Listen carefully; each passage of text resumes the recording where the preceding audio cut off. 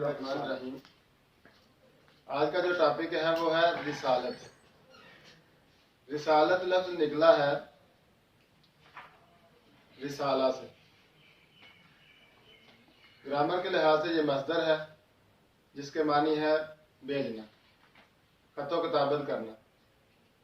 रिसाला, रिसालत, रस्ल और रसाइल, ये मिलते जुलते अल्फाज हैं। रिसालत से मुराद ऐसा मनसब जो कि अल्लाह और उसके बंदों के दरमियान अल्लाह ताला का पैगाम लेकर उसके बंदों तक पहुँचाने का जो फरीज़ा है वो रिसालत है। इसके लिए अल्लाह रब्बुल इज़्ज़त ने जो हस्ती मुकर्रर किया उसको रसूल कहते हैं। उसका दूसरा जो लफ्ज़ है वो नबी भी इस्तेमाल होता है रसूल के लिए। अल्लाह का पैगाम बंदों तक पहुँचाना ये रसूल का काम होता है। अब रिसालत को अगर डिफाइन करें अकीदे के लिहाज से तो इसके दो हिस्से हैं। एक तमाम अंबिया और रसूल पर ईमान लेके आना और दूसरा पर आखिरी नबी पर ईमान रखना सल्लल्लाहु अलैहि वसल्लम। ये अकीदा रिसालत का ब्रीफ सा तारुफ मैंने देखा और ये अकायद इस्लाम में से दूसरे नंबर पर आता है।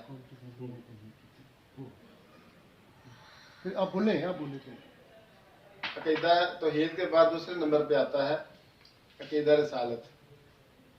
इसके लिए एक प्रोसेस होता है। अल्लाह रब्बुल इज़्ज़त अपना पैगाम फरिश्तों के ज़रिए अपने बंदों तक भेजना चाहता है और उसके लिए नबी और रसूल को मुकर्रर किया जाता है। हज़रत आदम अलैहिस्सलाम से लेकर नबी आखिर ज़मां हज़रत नबी पाक सल्लल्लाहु अलैहि वसल्लम तक जो अंबियाए किराम मबूस हुए उनका मजहब भी एक, फरीज़ा भी एक और मकसद भी सिर्फ एक ही था।